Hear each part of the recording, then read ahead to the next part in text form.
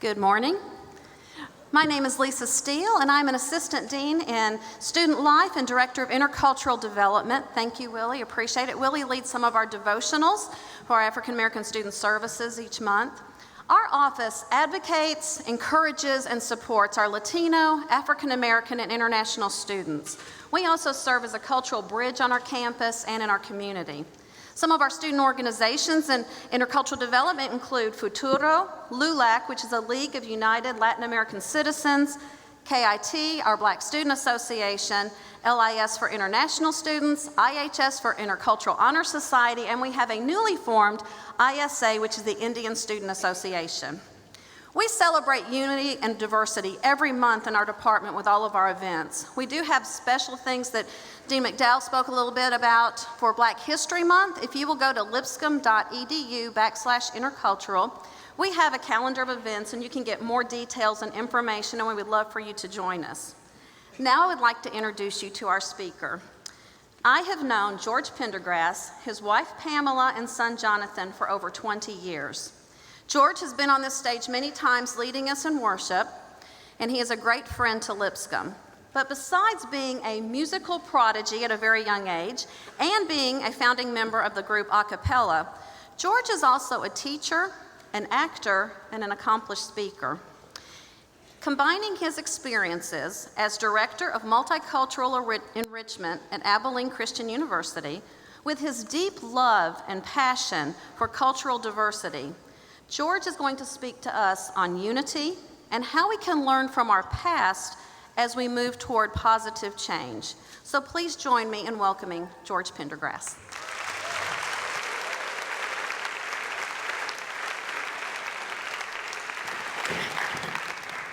Good morning, everybody. Good morning, everybody. All right, are you guys excited today? Well, you know, I guess that's a term that all speakers say. Are you excited? But I really mean it. Are you excited?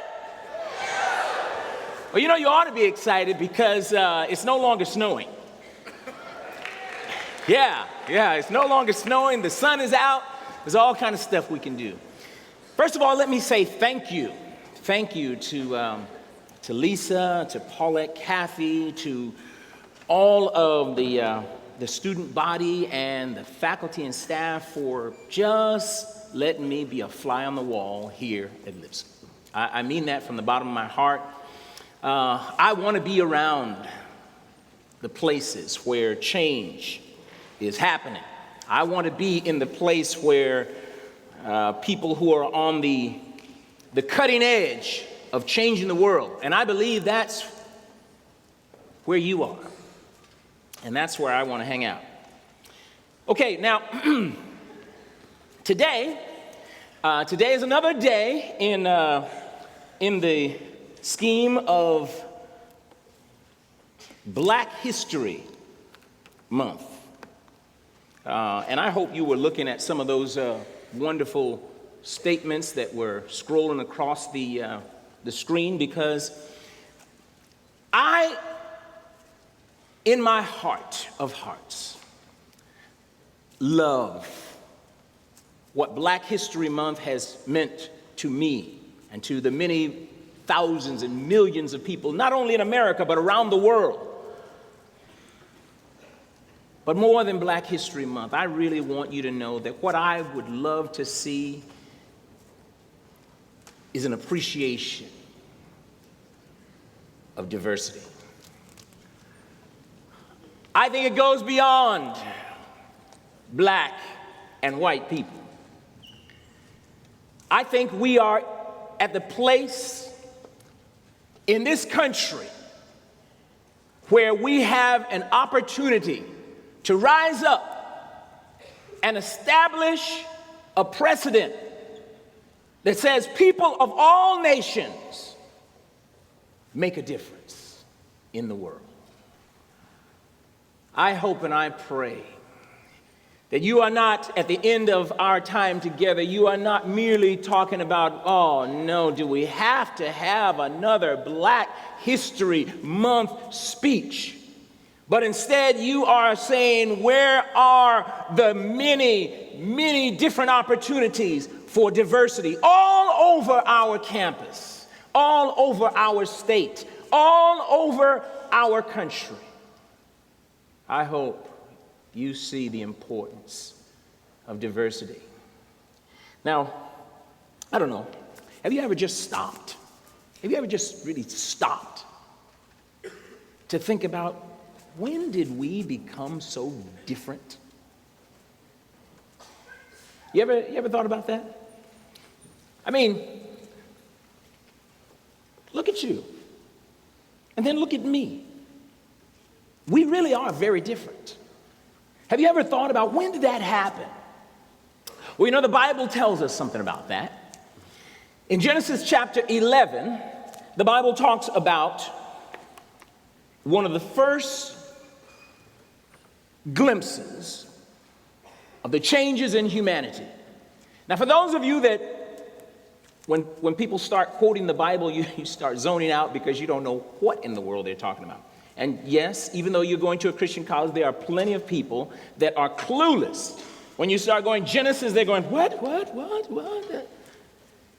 Yes, Genesis chapter 11 gives us the first story about the change in humanity and when we all started being kind of different.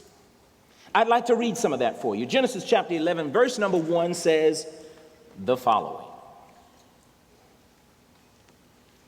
At one time, all the people of the world spoke the same language and used the same words. Migrated to the east, and they found the plain in the land of Babylonia and settled there. They began saying to each other, let's make bricks and harden them with fire. And in this region, bricks were used instead of stone, and tar was used for mortar. And they said, come, let's build a great city for ourselves with a tower that reaches into the sky. This will make us famous and keep us from being scattered all over the world. But the Lord came down to look at the city and the tower that the people were building. Look, he said, the people are united, and they all speak the same language. After this, nothing they set out to do will be impossible for them. Come, let us go down and confuse the people with different languages. Now, this is the beginning of where it all starts. I mean, this is where all the confusion begins. This is where people started going to different places. Cultures started arising and started becoming different. This is where people started going to one place and another place, and they all began to develop their own thing. You know, before now, we all spoke the same language, and we probably all had the same paint job. Oh, y'all are sleeping on me. Who knows? I don't know. I mean, they all got along and they all spoke, let's build bricks. Yes, you know. Or who knows? It could have been, come on, brother, let's build some bricks. I don't know. I don't. But they were all the same. They spoke the same language. They understood. And somehow things started changing. Apparently, something was wrong in God's eyes with that sameness.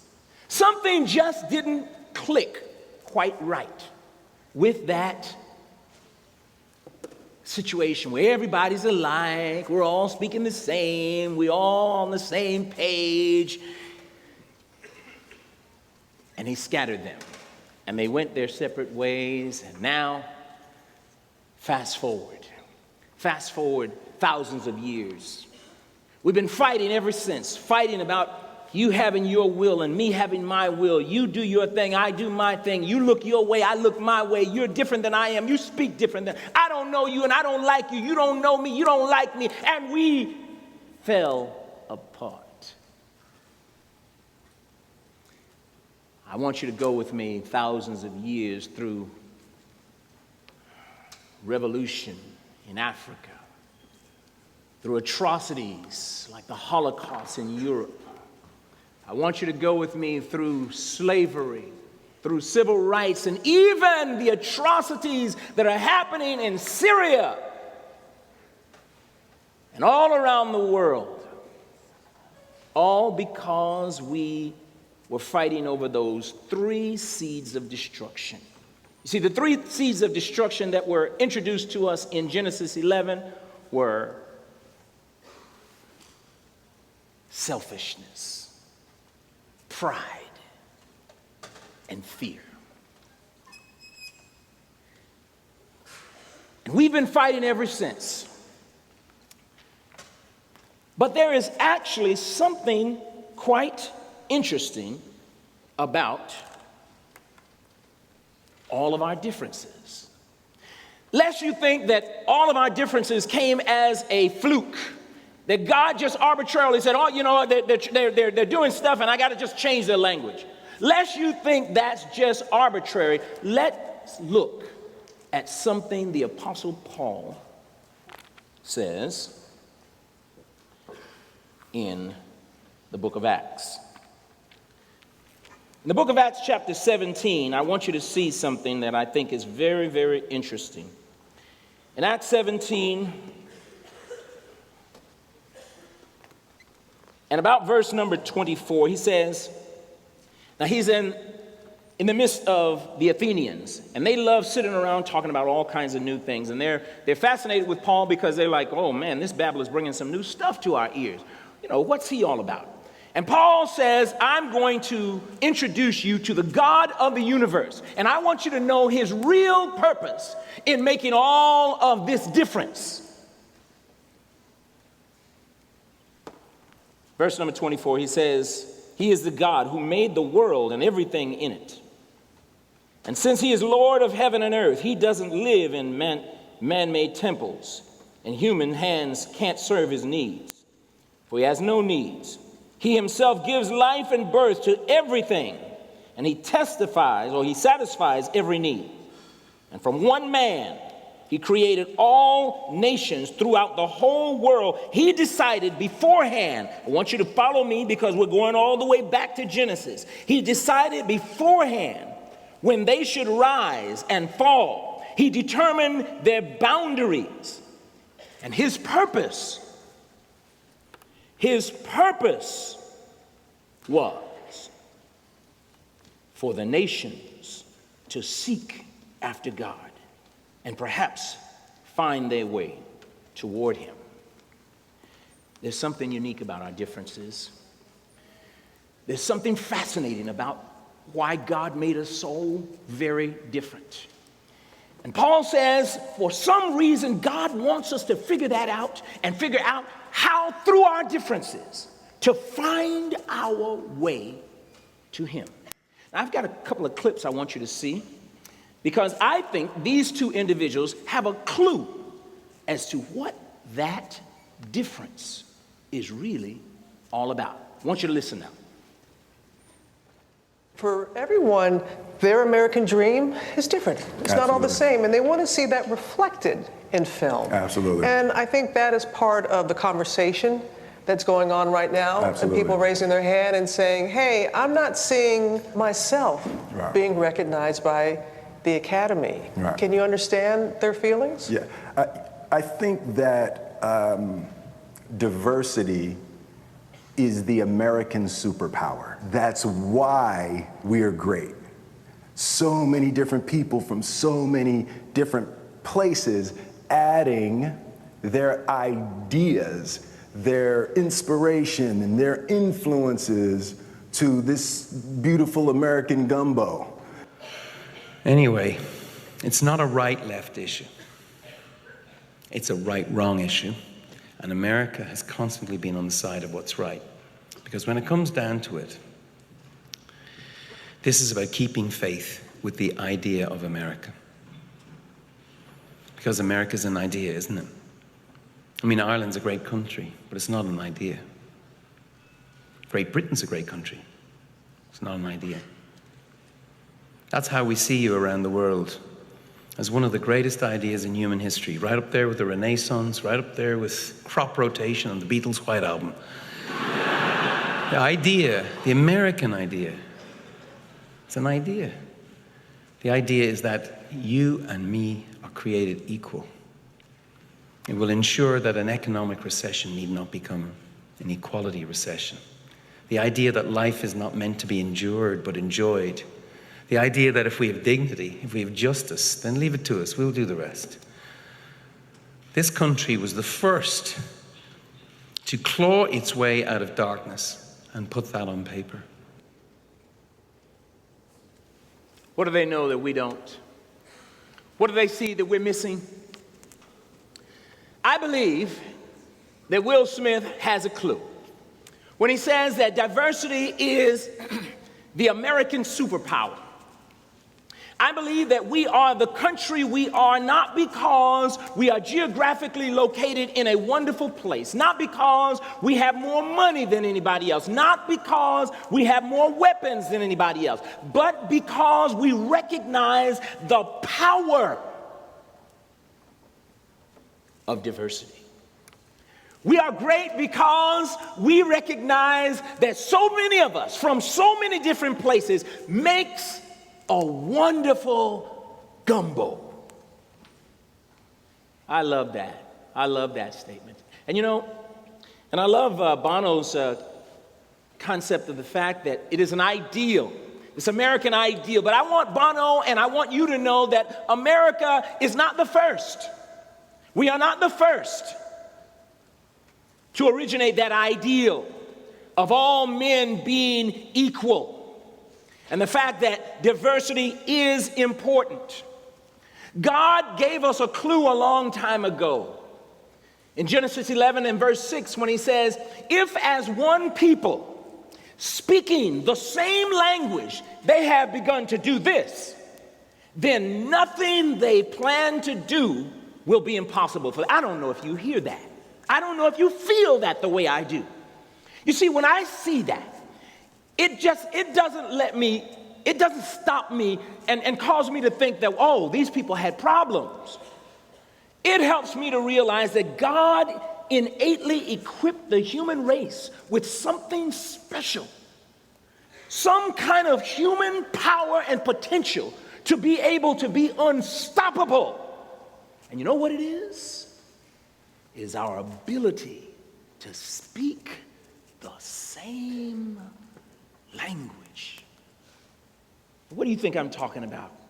Being able to quote the same kind of words and the same kind of dialects? No. We're on the same page, and when we're on the same page, speaking the same as one, we become unstoppable. I say to you, be wiser. Be wiser than our forefathers, because we've been here before. We've been here before when selfishness, pride, and arrogance causes you to become so arrogant and so selfish that you believe that this country is yours. No, we are all immigrants.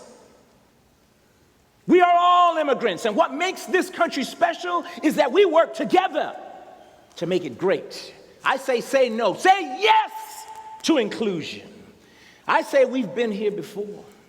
We've been here before when pride will keep you so wrapped up in yourself that you believe that only your ethnocentric points of views can make this country great. I say no to pride and say yes to working together. Say yes. Say yes, because we are great when we are together. I want to end my thoughts with a passage from the book of Romans that I believe sums up what I think is God's message to us all. Romans 15:7 says, accept one another then, just as Christ accepted you. But now this is the interesting part of the passage. It says, in order to bring praise to God. I believe when we learn to accept one another, when we learn to see that we all when our hand reaches our heart, remember we all played a part in America to make that banner wave. When we recognize that, we bring glory to God. When we recognize that we are one from the least of us to the greatest of us, we bring praise to God. I believe that when we recognize that it does not matter the color of our skin, it does not matter how much money we have, we bring praise to God. And I believe that when Christians stand up unlike we did 50 years ago in the civil rights, unlike we did in our country when slavery, unlike they did with the Holocaust, unlike they've done and unlike history has done, when we are smart enough to realize that together we are stronger, I believe that's when we bring praise to God. And I believe it's then, and only then, we will live out the true meaning of our creed.